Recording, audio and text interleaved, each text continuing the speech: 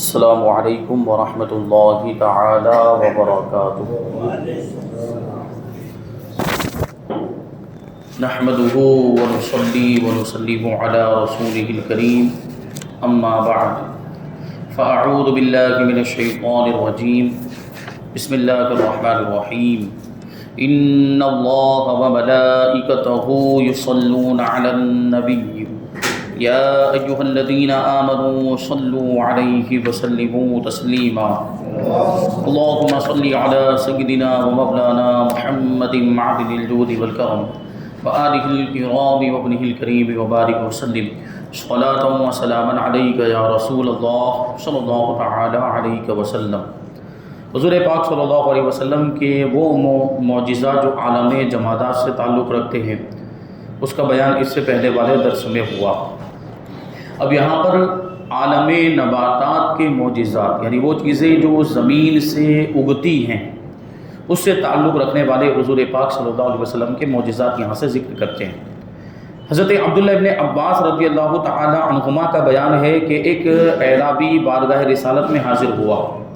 اعرابی مطلب دیہات کا رہنے والا، گاؤں کا رہنے والا، جو شہر کے طور طریقوں سے واقف نہیں ہوتا، تہذیب سے واقف نہیں ہوتا۔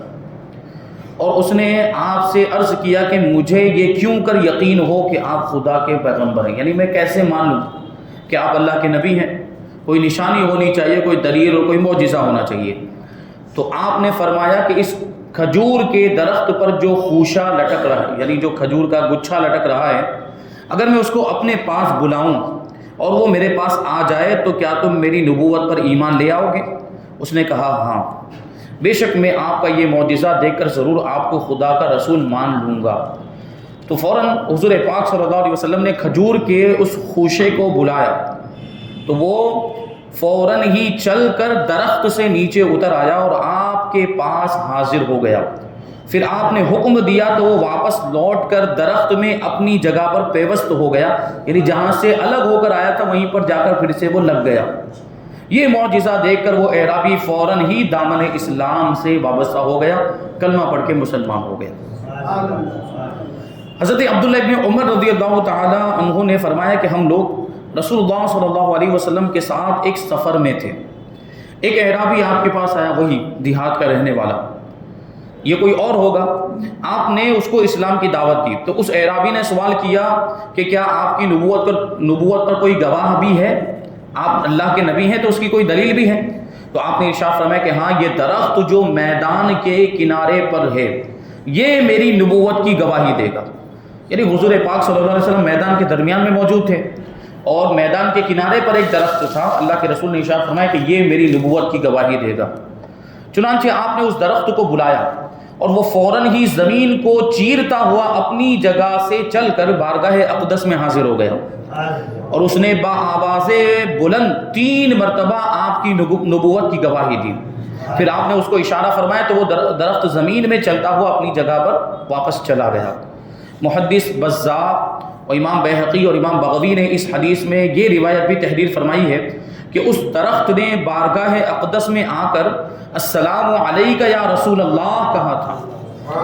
تو اعرابی یہ معجزہ دیکھتے ہی مسلمان ہو گیا اور جوش عقیدت میں عرض کیا کہ یا رسول اللہ صلی اللہ تعالی علیہ وسلم مجھے اجازت دیجیے کہ میں آپ کو سجدہ کروں۔ آپ نے ارشاد فرمایا کہ اگر میں خدا کے سوا کسی دوسرے کو سجدہ کرنے کا حکم دیتا تو میں عورتوں کو حکم دیتا کہ وہ اپنے شوہروں کو سجدہ کیا کریں۔ کیا مطلب ہوا کہ خدا کے سوا کسی کو سجدہ کرنا جائز نہیں ہے؟ اگر خدا کے سوا کسی مخلوق کو سجدہ کرنا جائز ہوتا تو میں عورتوں کو حکم دیتا کہ وہ اپنے شوہروں کو سجدہ کریں۔ تو اس سے ہمیں اندازہ لگانا چاہیے کہ عورتوں کے لیے ان کے شوہروں کا کتنا بڑا مرتبہ ہے، ان کا کتنا ادب و احترام کرنا چاہیے اور ان کی کیسی خدمت کرنی چاہیے اور شوہر کو کیسے راضی کرنے کی ان کو کوشش کرنی چاہیے۔ یہ فرما کر حضور پاک صلی اللہ علیہ وسلم نے اس کو سجدہ کرنے کی اجازت نہیں دی۔ پھر اس نے عرض کیا کہ یا رسول اللہ صلی اللہ تعالی علیہ وسلم اگر آپ اجازت دے تو میں آپ کے دستے مبارک اور مقدس پاؤں کا بوسہ لے لوں۔ یعنی آپ نے سجدہ کرنے کی تو اجازت نہیں دی لیکن میں آپ کے دستے مبارک اور آپ کے مبارک پاؤں کا بوسہ تو لے سکتا ہوں۔ تو آپ نے اس کو اجازت دے دی۔ چنانچہ اس نے آپ کے مقدس ہاتھ اور مقدس پاؤں کو، مبارک پاؤں کو والہانہ عقیدت کے ساتھ چوم لیا۔ تو ہم جو بزرگوں کے ہاتھ چومتے ہیں، علماء کے ہاتھ چومتے ہیں، اس حدیث میں اس کی اصل موجود ہے۔ اسی طرح حضرت جابر رضی اللہ تعالیٰ عنہ کہتے ہیں کہ سفر میں ایک منزل پر حضور اقدس صلی اللہ علیہ وسلم استنجا فرمانے کے لیے میدان میں تشریف لے گئے، حاجت سے فارغ ہونے کے لیے تقاضۂ بشریت کی وجہ سے ایک میدان میں تشریف لے گئے۔ لیکن ابھی دیکھیں میدان میں ظاہر سی بات ہے وہ چیز حاجت سے فارغ ہونے کے لیے کپڑا بدن سے ہٹانا پڑتا ہے، بدن کا مخصوص حصہ کھولنا پڑتا ہے، اور وہ حیا کی بات۔ تو حضور پاک صلی اللہ علیہ وسلم میدان میں تشریف لے گئے، مگر کوئی آڑ کی جگہ نظر نہیں آئی، کھلا میدان تھا۔ ہاں البتہ اس میدان میں دو درخت نظر آئے جو ایک دوسرے سے کافی دوری پر تھے۔ غور کرنے جیسی بات، حضور پاک صلی اللہ علیہ وسلم کا اختیار، حضور کی طاقت اور حضور کا پاور ملاحظہ فرمائے۔ اللہ تبارک و تعالیٰ نے کیسی طاقت و قوت آپ کو عطا فرمائی تھی۔ اب وہ دونوں درخت ایک دوسرے سے دوری پر تھے، اور ایک درخت کی آڑ میں آپ کھڑے ہوں تو وہ پورے طور پر آڑ نہیں بن پاتا، تو دو درخت ہونا ضروری تھا، لیکن وہ دونوں درخت دور دور تھے۔ تو آپ نے ایک درخت کی شاخ پکڑ کر چلنے کا حکم دیا، تو وہ درخت اس طرح آپ کے ساتھ ساتھ چلنے لگا جس طرح مہار والا اونٹ مہار پکڑنے والے کے ساتھ چلنے لگتا ہے۔ یعنی وہ گلے میں جو رسی ڈالی جاتی ہے، نکیل ڈالی جاتی ہے ناک کے اندر، تو وہ اونٹ چلانے والا اونٹ کو وہ رسی پکڑ کے کھینچتا ہے تو کیسے اونٹ چلتا ہے۔ اللہ کے رسول صلی اللہ علیہ وسلم نے درخت کی شاخ کو پکڑ کے چلایا تو وہ مہار والے اونٹ کی طرح وہ درخت چلنے لگے۔ یہ ہمارے آقا کی شان ہے۔ پھر آپ نے دوسرے درخت کی ٹہنی تھام کر اس کو بھی چلنے کا اشارہ فرمایا تو وہ بھی چل پڑا، اور دونوں درخت ایک دوسرے سے مل گئے، اور آپ نے اس کی آڑ میں اپنی حاجت رفع فرمائی۔ اس کے بعد آپ نے حکم دیا تو وہ دونوں درخت زمین کو چیرتے ہوئے چل پڑے اور اپنی جگہ پر پہنچ کر جا کر کھڑے ہو گئے۔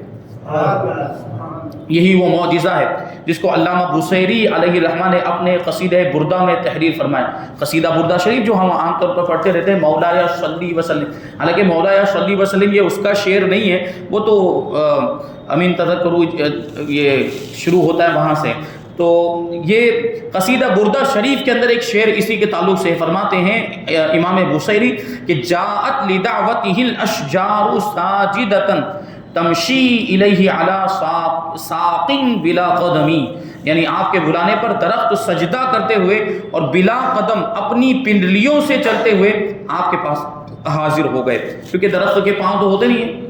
درخت کا تنا ہوتا ہے، اس کو ہم زیادہ سے زیادہ پنڈلی کہہ سکتے ہیں۔ جس طرح انسان کے پاؤں کے اوپر والا حصہ جو ہوتا ہے وہ پنڈلی ہوتا ہے، گھٹنے سے نیچے والا حصہ، تو وہ تنا ان کے لیے پنڈلی کی طرح تھا۔ تو اس کے بارے میں کہہ رہے ہیں کہ وہ بغیر قدم کے اپنی پنڈلی سے چلتے ہوئے آپ کے پاس حاضر ہوئے۔ نیز پہلی حدیث سے ثابت ہوا کہ دیندار بزرگ مثلا علماء و مشائخ کی تعظیم کے لیے ان کے ہاتھ پاؤں کا بوسہ لینا جائز ہے، جیسا کہ حضرت امام نووی نے اپنی کتاب اذکار میں، اور ہم نے یعنی مصنف علیہ رحمہ فرماتے ہیں کہ ہم نے اپنی کتاب نوادر الحدیث میں اس مسئلے کو مفصل تحریر فرمایا۔ اب آگے بہت پیارا واقعہ ذکر کر رہے ہیں اور زبردست حضور پاک صلی اللہ علیہ وسلم کا معجزہ۔ ہم اور آپ ایک آلہ ہوتا ہے، ہم نے وہ دیکھا ہوگا، ایک ڈیوائس جس کو ہم لوگ ٹارچ کہتے ہیں۔ ٹارچ کو مطلب ایسے بٹن دبائیں تو اس میں سے کیا روشنی نکلتی ہے، اس میں سیل ڈالا ہوتا ہے، اس میں بیٹری ہوتی ہے، تو وہ ٹارچ میں سے روشنی، لیکن کیا ہوا اس میں پاور ہے اور اس کو اس انداز میں بنایا گیا، اس کو اسی کام کے لیے بنایا گیا، اس میں انسان نے اپنا دماغ لگایا، اپنی عقل لگائی، تب جا کے وہ اس قابل ہوا کہ اس میں سے وہ روشنی نکلے۔ اور وہ عقل میں آنے والی بات ہے کہ اس میں پاور، بجلی وغیرہ سب کچھ ہے، یعنی بیٹری لگا دی گئی، اس وجہ سے وہ روشن ہو رہا ہے۔ لیکن یہاں دیکھیں حضور پاک صلی اللہ علیہ وسلم کا معجزہ۔ حضرت انس رضی اللہ تعالیٰ عنہ کہتے ہیں کہ دو صحابی حضرت اسید بن حضیر اور حضرت عباد بن بشر رضی اللہ تعالیٰ عنہما اندھیری رات میں بہت دیر تک حضور صلی اللہ علیہ وسلم سے بات کرتے رہے۔ اب یہ بھی دیکھیں صحابہ بھی کتنے خوش نصیب کہ اللہ کے رسول صلی اللہ علیہ وسلم کی بارگاہ سے ان کو ایسی چیزیں عطا ہوا کرتی تھی، کیونکہ حضور سے باتیں کرتے رہے، رات بہت دیر ہو گئی کہ اب گھر واپس جانا تھا، اندھیرا تھا۔ تو جب یہ دونوں بارگاہ رسالت سے اپنے گھروں کے لیے روانہ ہوئے تو ایک چھڑی اچانک خود بخود روشن ہو گئی، یعنی چھڑی ٹارچ کی طرح روشن ہو گئی، اور وہ دونوں اسی چھڑی کی روشنی میں چلتے رہے۔ اب جب کچھ دور چل کر دونوں کے گھروں کا راستہ الگ الگ ہو گیا، کیونکہ ایک کا گھر ادھر تھا، ایک کا گھر ادھر تھا، اور چھڑی ایک ہی تھی۔ جو چھڑی روشن ہوئی تھی وہ ایک تھی، یعنی دوسرے ساتھی کے پاس دوسری چھڑی تھی، لیکن وہ روشن نہیں ہوئی تھی پہلے تو ایک ہی، کیونکہ ابھی تو دونوں ساتھ میں چل رہے تھے ابھی تک۔ تو ایک ہی چھڑی کی روشنی کافی تھی، لیکن اب جب راستہ الگ الگ ہو گیا تو اب ایک چھڑی کی روشنی کافی نہیں، کیونکہ وہ جو چھڑی روشن ہے وہ تو ایک ساتھی اگر لے کر چلا جائے گا تو دوسرا ساتھی اپنے گھر کیسے پہنچ پائے گا، تو اس کی اس ضرورت کا بھی خیال رکھا گیا۔ اور وہ دوسرے ساتھی کے لیے کیا ہوا، دیکھیں جب راستہ الگ الگ ہو گیا تو دوسرے ساتھی کی بھی چھڑی روشن ہو گئی، اور دونوں اپنی اپنی چھڑیوں کی روشنی کے سہارے سخت اندھیری رات میں اپنے اپنے گھروں تک پہنچ گئے۔ مشکات اور بخاری شریف کے اندر اس حدیث کو ذکر کیا ہے۔ اسی طرح امام احمد نے حضرت ابو سعید خدری رضی اللہ تعالیٰ عنہ سے روایت کیا کہ ایک مرتبہ حضرت قتادہ بن نعمان رضی اللہ تعالیٰ عنہ نے حضور صلی اللہ علیہ وسلم کے ساتھ عشاء کی نماز پڑھی۔ رات سخت اندھیری تھی اور آسمان پر گھنگھور گھٹا چھائی ہوئی تھی۔ بوقت روانگی حضور صلی اللہ علیہ وسلم نے اپنے دست مبارک سے انہیں درخت کی ایک شاخ عطا فرمائی اور ارشاد فرمایا کہ تم بلا خوف و خطر اپنے گھر چلے جاؤ، یہ شاخ تمہارے ہاتھ میں ایسی روشن ہو جائے گی کہ 10 آدمی تمہارے آگے اور 10 آدمی تمہارے پیچھے اس کی روشنی میں چل سکیں گے، اور جب تم گھر پہنچو گے تو ایک کالی چیز دیکھو گے، اس کو مار کر گھر سے نکال دینا، یعنی کوئی جانور وغیرہ ہوگا۔ چنانچہ ایسا ہی ہوا کہ جو ہی حضرت قتادہ کاشانہ نبوت سے نکلے تو وہ شاخ روشن ہو گئی، وہ لکڑی درخت کی، اور وہ اسی کی روشنی میں چل کر اپنے گھر پہنچ گئے اور دیکھا کہ وہاں ایک کالی چیز موجود ہے، کوئی جانور وغیرہ۔ آپ نے فرمان نبوت کے مطابق اس کو مار کر گھر سے باہر نکال دیا۔ اب آگے دیکھیں، جنگ بدر کے دن حضرت عکاشہ بن محصن رضی اللہ تعالیٰ عنہ کی تلوار ٹوٹ گئی، تو وہ حضور پاک صلی اللہ علیہ وسلم کی بارگاہ میں آئے کہ میری تلوار ٹوٹ گئی، تو حضور پاک صلی اللہ علیہ وسلم نے ان کو ایک درخت کی ٹہنی دے کر فرمایا، کیونکہ دیکھیں جنگ بدر کے موقع پر ویسے بھی ساز و سامان کم تھا، تلواریں وغیرہ ہتھیار کم تھے، اب ان کے پاس جو تلوار تھی وہ ٹوٹ گئی تو اب کیا کرتے، تو اللہ کے رسول صلی اللہ علیہ وسلم نے ان کو درخت کی ایک شاخ عطا فرمائی۔ ابھی آج کل کا وہابی ہوتا تو وہ کیا کہتا، یہ لکڑی سے کیا لڑوں گا میں، لکڑی، وہ تلوار دشمن تلوار لے کر آئے ہیں، میں لکڑی لے کر جاؤں گا میدان کے اندر، لیکن وہ صحابی تھے، وہ وہابی نہیں تھے۔ حضور پاک صلی اللہ علیہ وسلم نے درخت کی شاخ دینے کے بعد ارشاد فرمایا کہ تم اسی سے جنگ کرو، اسی سے جا کر لڑو، تو وہ ٹہنی ان کے ہاتھ میں آتے ہی ایک نہایت ہی نفیس، عمدہ اور بہترین تلوار بن گئی، جس سے وہ عمر بھر تمام لڑائیوں میں جنگ کرتے رہے، یہاں تک کہ حضرت امیر المؤمنین ابو بکر صدیق رضی اللہ تعالیٰ عنہ کے دور خلافت میں وہ شہادت سے سرفراز ہو گئے۔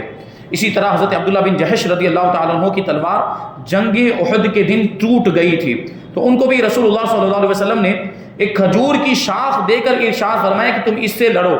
وہ حضرت عبداللہ ابن جحش رضی اللہ تعالیٰ عنہ کے ہاتھ میں آتے ہی ایک براق تلوار بن گئی، یعنی چمکدار تلوار بن گئی۔ حضرت عبداللہ بن جحش رضی اللہ تعالیٰ عنہ کی اس تلوار کا نام ارجون تھا، یہ خلفائے بنو عباس کے دور حکومت تک باقی رہی، یہاں تک کہ خلیفہ معتصم باللہ کے ایک امیر نے اس تلوار کو 22 دینار میں خریدا،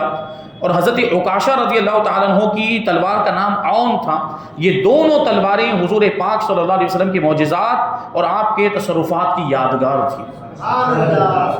اب ایک ستون کا واقعہ ذکر کرتے ہیں۔ مسجد نبوی میں پہلے ممبر نہیں تھا، جیسے ابھی ہمارے یہاں پہ ممبر ہوتا ہے، پہلے شروعات میں جب نئی نئی مسجد نبوی تعمیر ہوئی تھی اس وقت ممبر نہیں تھا، تو پھر کیا تھا، فرماتے کہ کھجور کے تنے کا ایک ستون تھا، کھجور کا جو تنا ہوتا ہے بیچ کا جو موٹا لکڑا، اسی کا ایک ستون بنا دیا گیا تھا۔ اب وہ مسجد نبوی پرانے زمانے میں بڑی سادگی کے ساتھ بنی تھی، اس طرح جو عالیشان ابھی مسجدیں ہوتی ہیں پہلے کہاں ہوا کرتی تھی۔ مسجد نبوی میں یہ تنے، اس کے ستون بنائے گئے تھے، کھجور کے تنوں سے ہی ستون بنائے گئے تھے، اور کھجور کی چھال کی چھت بنائی گئی تھی، یہ وہ اس زمانے میں مسجد، اور اس طرح کچھ پکا فرش بھی نہیں ہوتا تھا، مٹی سے لیپا ہوا وہ فرش ہوا کرتا تھا۔ تو یہی بات تو میں نے اس سے پہلے بھی عرض کی تھی کہ وہ زمانہ ایسا تھا کہ مسجدیں اگرچہ کچی تھی لیکن نمازی پکے تھے، لیکن اب مسجدیں پکی ہو گئی، نمازی کچے ہو گئے ہیں، بات یہ ہے، معاملہ الٹا ہو چکا ہے۔ تو کھجور کا ایک تنا تھا جس سے حضور پاک صلی اللہ علیہ وسلم ٹیک لگا کر خطبہ پڑھا کرتے تھے۔ جب ایک انصاری عورت نے لکڑی کا ایک ممبر بنوا کر مسجد نبوی میں رکھا تو آپ نے اس پر کھڑے ہو کر خطبہ دینا شروع کر دیا، یعنی ایک صحابیہ تھی، ان کو پتا چلا ہوگا کہ حضور پاک صلی اللہ علیہ وسلم کھجور کے تنے سے ٹیک لگا کر یہ خطبہ ارشاد فرماتے ہیں، اور کیونکہ اب تعداد بھی زیادہ ہو گئی ہے، حضور پاک صلی اللہ علیہ وسلم کا کسی بلند جگہ پر کھڑا ہونا یہ زیادہ مناسب رہے گا تاکہ دوسرے دور تک لوگ بھی حضور کو ملاحظہ فرما سکیں، دیکھ سکیں، تو اس لیے وہ لکڑی کا ممبر بنوا کر مسجد نبوی میں وہ انصاری صحابیہ نے بھیجا۔ تو تو اچانک اب کیا ہوا؟ دیکھیں حضور پاک صلی اللہ علیہ وسلم پہلے اس تنے سے ٹیک لگاتے تھے، اس لکڑی کے تنے سے، کھجور کے تنے سے ٹیک لگایا کرتے تھے، لیکن اب منبر پر کھڑے ہونے کی وجہ سے اس تنے سے دور ہو گئے۔ اب دیکھیں کہ بے جان چیزیں بھی اور دوسری مخلوقات بھی اللہ کے رسول صلی اللہ علیہ وسلم سے کیسی محبت کرتی کہ اس کو پہلے نسبت تھی، اور نسبت تو ابھی بھی ہے کہ مسجد نبی کا وہ ستون بنا ہوا ہے، لیکن اب حضور اس سے دور ہو گئے، حالانکہ زیادہ دور نہیں ہوئے ہیں، لیکن پھر بھی اچانک اس ستون سے بچوں کی طرح رونے کی آواز آنے لگی اس ستون سے، اور بعض روایتوں میں آیا ہے کہ اونٹنیوں کی طرح بلبلانے کی آواز آنے لگی۔ اور یہ راویان حدیث کے مختلف ذوق کی بنا پر رونے کی مختلف تشبیہیں ہیں، یعنی بچے کی طرح رونے لگ گیا تھا یا اونٹنی کی طرح وہ رونے لگ گیا تھا۔ راویوں کا مقصود یہ ہے کہ درد فراق سے، یعنی حضور کی جدائیگی کے غم میں وہ بلبلا کر اور بے قرار ہو کر ستون زار زار رونے لگا تھا، حضور کی جدائی میں رو رہا تھا کیونکہ حضور اس سے دور ہو گئے تھے۔ اور بعض روایتوں میں یہ بھی آیا ہے کہ ستون اس قدر زور زور سے رونے لگا کہ قریب تھا کہ جوش گریا سے پھٹ جائے، یعنی ایسی آواز آ رہی تھی کہ ابھی لگتا تھا کہ یہ رو رو کر پھٹ جائے گا۔ اور اس رونے کی آواز کو مسجد نبوی کے تمام نمازیوں نے اپنے کانوں سے سنا، اور ستون کی گریا اور زاری کو سن کر حضور رحمت عالم صلی اللہ علیہ وسلم منبر سے اتر کر آئے اور ستون پر تسکین دینے کے لیے، اس کو سکون پہنچانے کے لیے اپنا مقدس ہاتھ رکھ دیا اور اس کو اپنے سینے سے لگا دیا، تو وہ ستون اس طرح ہچکیاں لے لے کر رونے لگا جس طرح رونے والے بچے کو جب چپ کرایا جاتا ہے تو وہ ہچکیاں لے لے کر رونے لگتا ہے۔ یعنی پہلے بچہ بھی تو زور زور سے رو رہا ہوتا ہے، لیکن جب ماں اس کو سینے سے لگا لیتی ہے تو اس کا رونا یہ ہچکیوں میں تبدیل ہو جاتا ہے، اس کی آواز تھوڑی پست ہو جاتی ہے۔ بالکل اسی انداز کی آواز اب اس ستون سے آنے لگی۔ بالآخر جب آپ نے ستون کو اپنے سینے سے چمٹا لیا تو وہ سکون پا کر خاموش ہو گیا، اور آپ نے ارشاد فرمایا کہ ستون کا یہ رونا اس بنا پر تھا کہ یہ پہلے خدا کا ذکر سنتا تھا، اب جو نہ سنا تو رونے لگا۔ تو بعض روایتوں میں بھی آیا ہے، اور عشاق نے یہ بیان کیا کہ وہ تو چلیے ایک وجہ ہے کہ حضور اللہ تبارک و تعالیٰ کا وہ ذکر سنتا تھا، لیکن ساتھ میں یہ وجہ بھی ہے، اس کے ساتھ میں یہ وجہ بھی ہے کہ حضور کی جدائی میں وہ رونے لگا۔ اور حضرت بریدہ رضی اللہ تعالیٰ عنہ کی حدیث میں یہ بھی وارد ہوا ہے کہ حضور اکرم صلی اللہ علیہ وسلم نے اس ستون کو اپنے سینے سے لگا کر یہ فرمایا کہ اے ستون، اگر تو چاہے تو میں تجھ کو پھر اسی باغ میں تیری پہلی جگہ پر پہنچا دوں تاکہ تو پہلے کی طرح ہرا بھرا درخت ہو جائے اور ہمیشہ پھولتا پھلتا رہے، اور اگر تیری خواہش ہو تو میں تجھ کو باغ بہشت کا ایک درخت بنا دینے کے لیے خدا سے دعا کر دوں، یعنی تجھے جنت میں پہنچا دیا جائے، تو جنت میں درخت بن جائے تاکہ جنت میں خدا کے اولیاء تیرا پھل کھاتے رہیں۔ تو یہ سن کر دیکھیں وہ ستون بھی وہ اللہ کے رسول کی بارگاہ میں، اور اللہ تعالیٰ حضور پاک صلی اللہ علیہ وسلم کی برکت سے، یہ حضور کا معجزہ ہے کہ بے جان چیزیں یا وہ چیزیں جو بولتی نہیں، اللہ تبارک و تعالیٰ ان کو بھی قوت گویائی عطا فرما دیتا ہے۔ اب یہ درخت بول رہا ہے حضور کی بارگاہ میں، یہ سن کر ستون نے اپنی آواز سے، بلند آواز سے جواب دیا کہ آس پاس کے لوگوں نے بھی سنا۔ ستون کا جواب یہ تھا کہ یا رسول اللہ صلی اللہ تعالیٰ علیہ وسلم، میری تو یہی تمنا ہے کہ میں جنت کا ایک درخت بنا دیا جاؤں تاکہ خدا کے اولیاء، اللہ کے دوست میرا پھل کھاتے رہیں اور مجھے حیات جاویدانی مل جائے، یعنی ہمیشہ کی زندگی مل جائے، کیونکہ دنیا میں اگر کسی باغ کا وہ درخت بنا بھی دیا جاتا تو کبھی نہ کبھی تو وہ سوکھنے والا تھا، مرجھانے والا تھا، لیکن جنت کے جو درخت ہوں گے وہ تو ہمیشہ ہرے بھرے ہی رہیں گے، سرسبز و شاداب ہی رہیں گے۔ حضور پاک صلی اللہ علیہ وسلم نے فرمایا کہ اے ستون، میں نے تیری اس آرزو کو منظور کر لیا۔ پھر آپ نے سامعین کو مخاطب کر کے فرمایا کہ اے لوگوں دیکھو، اس ستون نے دارالفنا کی زندگی کو ٹھکرا کر دارالبقا کی زندگی کو اختیار کیا۔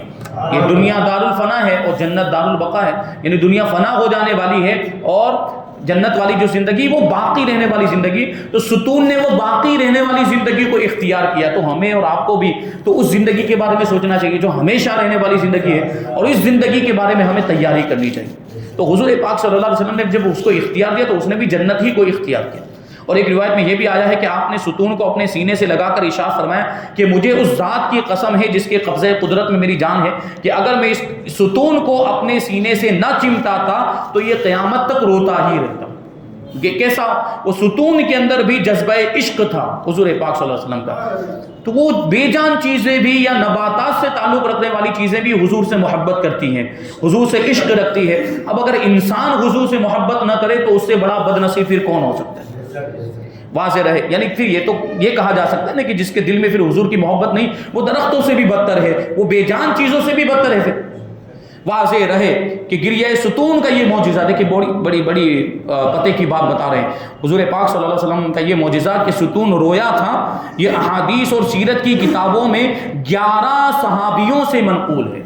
یعنی بات یہ آ جاتی ہے کہ کتنے لوگوں نے اس کو روایت کیا ہے اور اس کی روایت کیسی ہے, یہ معتبر ہے بھی کہ نہیں, یہ حدیث ضعیف ہے یا صحیح ہے. یہ معاملات آتے ہیں جب حضور کی شان بیان کرنے کی بات آتی ہے نا, تو وہ سند پہ کلام کرنے لگ جاتے ہیں وہ لوگ. یعنی کیا وہ کسی طریقے سے حضور کی شان کو گھٹانے کی کوشش کریں. تو اس واقعے کی پختگی بتا رہے ہیں, اس کی مضبوطی بتا رہے ہیں کہ کتنے صحابہ, 11 صحابہ کرام سے یہ حدیث اور یہ معجزہ منقول ہے, جن کے نام ہے حضرت جابر, اور وہ بھی کیسے عظیم الشان صحابہ کرام, حضرت جابر بن عبداللہ, ابی بن کعب, انس بن مالک, عبداللہ بن عمر, عبداللہ بن عباس, سہل بن سعد, ابو سعید خدری, بریدہ, ام سلمہ, مطلب بن ابی وداع اور ام المؤمنین حضرت عائشہ صدیقہ رضی اللہ تعالی عنہم.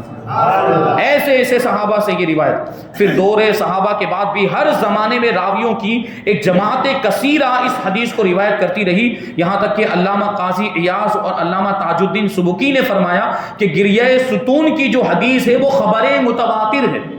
خبر متواتر کا کیا مطلب ہوتا ہے کہ اس کو ہر زمانے میں ہر طبقے میں اتنے راوی روایت کریں, اتنے لوگ روایت کریں کہ عقل جن کے جھوٹے ہونے کو محال اور ناممکن سمجھے. کہ ایسی حدیث کو روایت کرنے والے جھوٹے اتنے زیادہ تعداد میں ہیں کہ وہ جھوٹے ہو ہی نہیں سکتے. جیسے ابھی ہم امریکہ نہیں گئے, ایک میں مثال کے ذریعے سمجھا رہا ہوں کیونکہ وہ ایک اصطلاحی بات ہے اور وہ حدیث سے تعلق رکھنے والی بات ہے, لیکن میں آپ کو سمجھاؤں. ہم امریکہ نہیں گئے لیکن ہمیں امریکہ کا یقین ہے کہ نہیں کہ امریکہ موجود ہے. ہم نہیں گئے, ہم نے اپنی آنکھوں سے نہیں دیکھا, لیکن پھر بھی ہمیں امریکہ کا یقین ہے. ہم کہتے ہیں کہ ہاں امریکہ ہے. کیوں؟ کیونکہ اس کے تعلق سے جو خبر ہم تک پہنچی ہے وہ خبر متواتر ہے کہ اتنے لوگوں نے ہمیں امریکہ کے بارے میں بتایا ہے کہ جتنے لوگوں کا جھوٹا ہونا عقلاً ناممکن اور محال ہے, تو ہم امریکہ کا یقین کر رہے ہیں. تو یہ والی جو حدیث ہے یہ اسی طرح سے بلکہ اس سے بھی زیادہ پختہ اور یقینی ہے کہ اتنے زیادہ لوگوں نے اس کو روایت کیا ہے کہ جن کا جھوٹا ہونا عقل ناممکن اور محال سمجھتی ہے. تو یہ پیارا واقعہ ہے. اس ستون کے بارے میں ایک روایت ہے کہ آپ نے اس کو اپنے ممبر کے نیچے دفن فرمایا تھا. یعنی جب حضور پاک صلی اللہ علیہ وسلم ممبر تو تیار ہو گیا اور جب مسجد نبوی کی نئی تعمیر ہوئی تو اس کو ممبر کے نیچے دفن فرما دیا گیا تھا. اور ایک روایت میں یہ بھی آیا کہ آپ نے اس کو مسجد نبوی کی چھت میں لگوا دیا تھا. ان دونوں روایتوں میں شارحین حدیث نے اس طرح تطبیق دی ہے کہ پہلے حضور پاک صلی اللہ علیہ وسلم نے اس کو دفن فرما دیا, پھر اس خیال سے کہ یہ لوگوں کے قدموں سے پامال ہوگا کیونکہ لوگ چلیں گے وہاں پر اور لوگوں کے پاؤں پڑیں گے, لہٰذا اس کو زمین سے نکال کر چھت میں لگا دیا. دیکھیے عاشقوں کا مرتبہ,